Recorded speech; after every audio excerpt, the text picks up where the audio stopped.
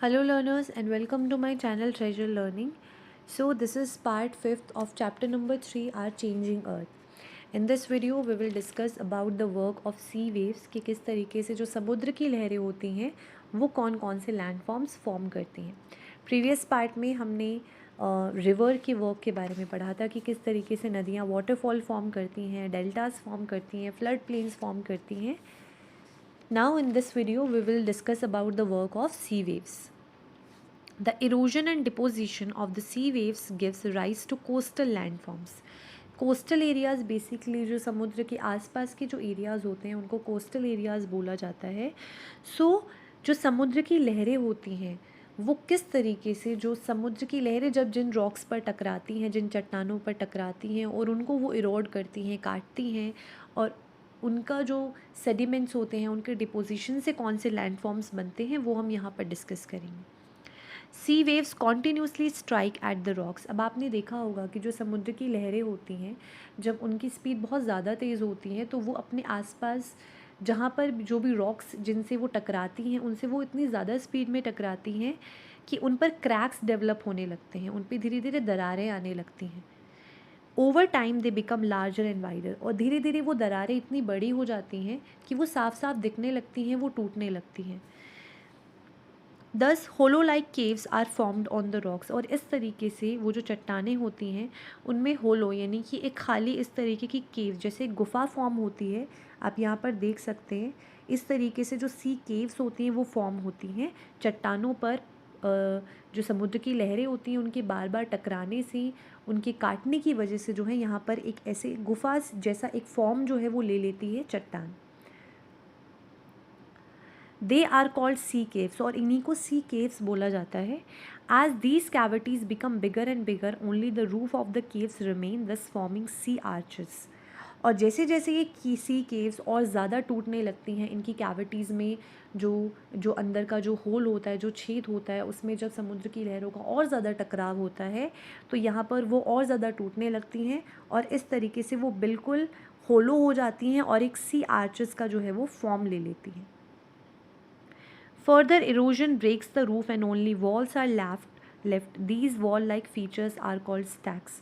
और धीरे धीरे धीरे धीरे ये चट्टानें जो हैं वो और ज़्यादा टूटती हैं और ज़्यादा समुद्र की लहरों का इन पर अफेक्ट होता है। सी वेव्स इनको और ज़्यादा इरोड करती हैं और लास्ट में वो इस तरीके से खाली एक स्टैक का फॉर्म ले लेते हैं जिसमें सिर्फ एक पार्ट, एक जो पीस होता है रॉक का, वो रह जाता है।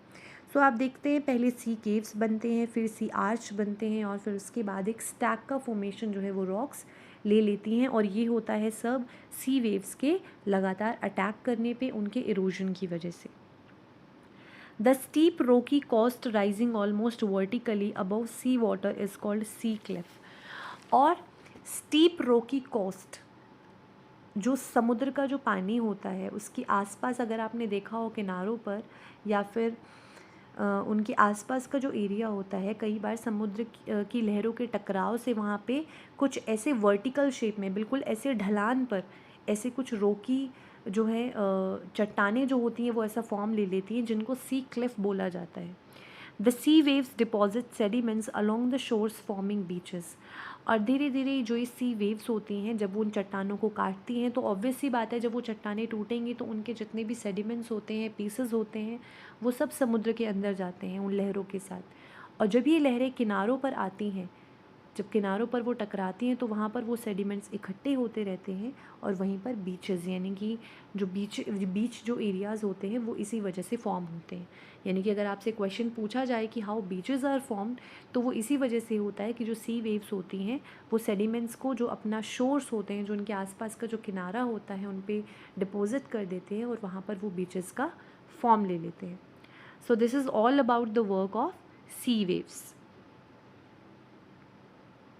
Now let's discuss about the work of ice.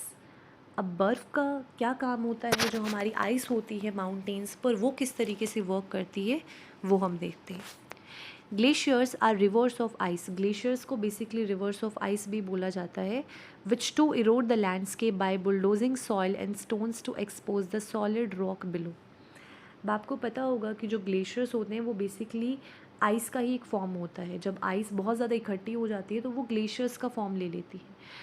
अब जानने वाली बात ये है कि जो ग्लेशियर्स होते हैं वो भी, जिस तरीके से हमने लिथोस्फेरिक प्लेट्स के बारे में स्टडी किया था कि लिथोस्फेरिक प्लेट्स थोड़ी थोड़ी मूव करती रहती हैं, तो आपको यहाँ पे ये भी जानना चाहिए कि जो ग्लेशियर्स होते हैं उनकी भी बहुत ही एक माइनर मूवमेंट होती है, यानी कि ग्लेशियर्स भी मूव करते हैं। और जब ग्लेशियर्स मूव करते हैं तो ग्लेशियर्स के नीचे की जो लैंड होती है वो इरोड होती जाती है।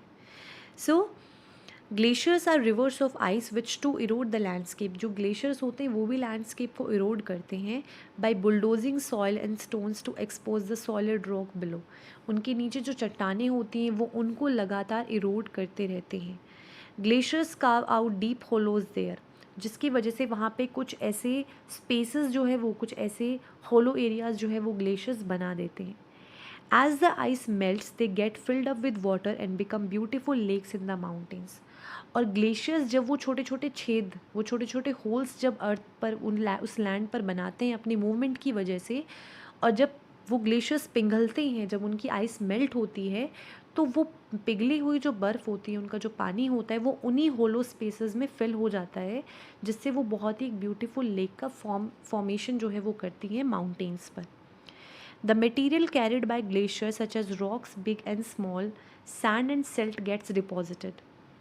ग्लेशियर्स जब लैंडस्केप को इरोड करते हैं, काटते हैं, तो वो भी अपने साथ कुछ सेडिमेंट्स को लेकर आगे बढ़ते हैं, और जब वो उन सेडिमेंट्स को एक जगह पे डिपॉजिट करते हैं, उस डिपोजिशन की वजह से ग्लेशियल मोरैंस का फॉर्मेशन होता है।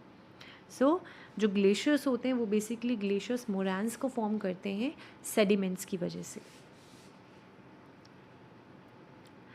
Now the last topic of this chapter is the work of wind.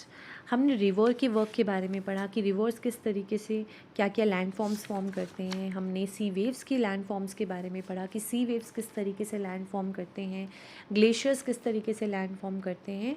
Now अब हम पढ़ने जा रहे हैं कि जो विंड होती है, जो हवाएँ होती हैं, वो किस तरीके के लैंड फॉर्म्स फॉर्म करती हैं। अब आप सभी को पता होगा कि जो वाटर होते हैं, वाटर पानी जो होता है वो लगातार इरोजन करता है। सिमिलरली जो विंड, जो हवा होती है, उसकी स्पीड पर भी डिपेंड करता है, और वो भी जो मटेरियल होते हैं, जो रॉकी एरियाज़ होते हैं, उनको इरोड करती है। Now have you ever visited a desert? क्या आपने कभी कभी कोई डेजर्ट विजिट किया है? आप कभी किसी रेगिस्तान पर गए हो? Now try to collect some pictures of sand dunes. Basically NCERT आपको यहाँ पे एक क्वेश्चन दे रहा है टू फॉर योर सेल्फ, ताकि आप खुद उसे सॉल्व कर सकें, कि अगर आप कहीं डेज़र्ट पर गए हों तो आप कोशिश कीजिए कि वहाँ पर आप कुछ सैंड ड्यून्स की पिक्चर कलेक्ट कर सकें। अब सैंड ड्यून्स क्या होते हैं, उनकी पिक्चर्स तो आप तभी कलेक्ट करेंगे जब आपको पता होगा कि सैंड ड्यून्स बेसिकली क्या होते हैं। Now an active agent of erosion and deposition in the deserts is wind. अब जो डेज़र्ट एरियाज़ होते हैं, रेगिस्तान वाले जो एरियाज़ होते हैं, वहाँ पे पानी तो नहीं अवेलेबल होता, तो वहाँ पे जो एक मेन एजेंट होता है वो हवा ही होती है, विंड ही होती है, जो वहाँ पे जितने भी इरोजन और डिपोजिशन जितना भी होता है डेजर्ट में, वो सब विंड की वजह से होता है, हवा की वजह से होता है। सो वो वहाँ का एक एक्टिव एजेंट होता है। इन desserts you can see rocks in the shape of a mushroom, commonly called mushroom rocks. अगर आप डेजर्ट्स में नोटिस करिए तो आपको एक बहुत ही कॉमन रॉक का फॉर्मेशन देखने को मिलेगा, जिसे मशरूम रॉक्स बोला जाता है। जैसे मशरूम्स हम खाते हैं ना, आपने मशरूम का जैसे शेप देखा हो, तो वो जो चट्टानें होती हैं उनका शेप भी मशरूम के जैसा ही फॉर्म होता है। अब वो होता कैसे है, वो बेसिकली विंड के अटैक की वजह से होता है। Winds Erode the lower section of the rock more than the upper part. जब हवाएं वहाँ पर चलती हैं तो जो हवा, जो विंड होती है, जब डेजर्ट्स में चलती है, तो विंड जो हाई लेवल पर चलती है उसकी स्पीड इतनी ज़्यादा नहीं होती जितनी लो लेवल पर जो विंड चलती है उसकी ज़्यादा होती है। सो उस पर्टिकुलर रॉक, जो जितनी भी चट्टानें होती हैं डेजर्ट्स पर, उनका जो निचला हिस्सा होता है वहाँ पे क्योंकि विंड की बहुत ज़्यादा स्पीड होती है, तो विंड जो होती है वो उस पर्टिकुलर रॉक का जो लोअर सेक्शन होता है उसको इरोड ज़्यादा करती है as compared to the upper section. Therefore such rocks have narrower base and wider top, जिसकी वजह से जो उनका बेस होता है वो बहुत भीड़ा हो जाता है, नैरो हो जाता है, और उनका जो टॉप वाला पार्ट होता है वो बहुत चौड़ा होता है, वाइड होता है। When the wind blows, it lifts and transports sand from one place to another. Similar वही चीज़ हो रही है यहाँ पर भी कि विंड ने पहले इरोड किया, और जब वो रॉक्स इरोड होती है तो उनके जो सेडिमेंट्स होते हैं वो हवा के साथ ही एक जगह से दूसरी जगह पे ट्रांसपोर्ट होते हैं. When it stops blowing the sand falls and gets deposited in low hill like structures. और जब वो विंड का जो कहते हैं स्पीड जो होती है, जब वो धीरे धीरे कम होने लगती है, तो जितने भी जो सेडिमेंट्स होते हैं, जो पार्टिकल्स होते हैं रॉक्स के, जो विंड के साथ हवा के साथ चल रहे होते हैं, वो एक जगह पे इकट्ठा होने लगते हैं, डिपॉजिट होने लगते हैं. और एक हिल लाइक स्ट्रक्चर, एक पहाड़ी, जैसे पहाड़ी होती हैं, छोटी छोटी पहाड़ियाँ होती हैं, वैसे वो स्ट्रक्चर्स फॉर्म करते हैं. इन्हीं को सैंड ड्यून्स बोला जाता है. When the grains of sand are very fine and light, the wind can carry it over very long distances. और अगर जो सेडिमेंट्स हैं वो बहुत ज़्यादा बारीक होते हैं तो उनको विंड ज़्यादा दूर तक ले जा पाती है.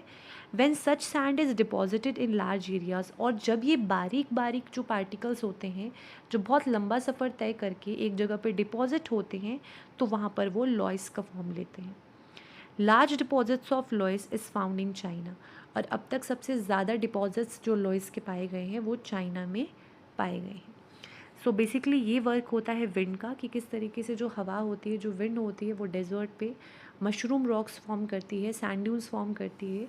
और इन सभी चीज़ों में एक कॉमन है, जितने भी ये लैंड फॉर्म्स बने हैं, हमने जितने भी लैंड फॉर्म्स इस पर्टिकुलर चैप्टर में पढ़े, चाहे वो वाटरफॉल हो, फ्लड प्लेन्स हों, सी केव्स हों, सी आर्चेज़ हों, स्टैक्स हों, सी क्लिफ हों, ग्लेशियल मोरैन्स हों, मशरूम रॉक्स हों, सभी दो कॉमन प्रोसेसेस की वजह से बने हैं, erosion and deposition.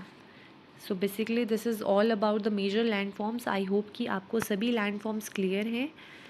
In next video I will discuss some facts जो कि इस चैप्टर में आपको गिवन है, and I also share few notes of the chapter, and after that we will discuss the NCERT solutions. So I hope कि आपको सभी जो टॉपिक्स हैं इस चैप्टर के वो क्लियर है. अगर स्टिल आपको कोई भी डाउट होता है तो आप मेरी प्रीवियस पार्ट्स जाकर देख सकते हैं. एंड प्लीज़, अगर आपको मेरी वीडियो पसंद आ रही है then like my video and also subscribe my channel, ताकि जितनी भी मैं फर्दर वीडियोस बनाऊं उनका नोटिफिकेशन सबसे पहले आपके पास पहुंचे. So thank you so much for watching.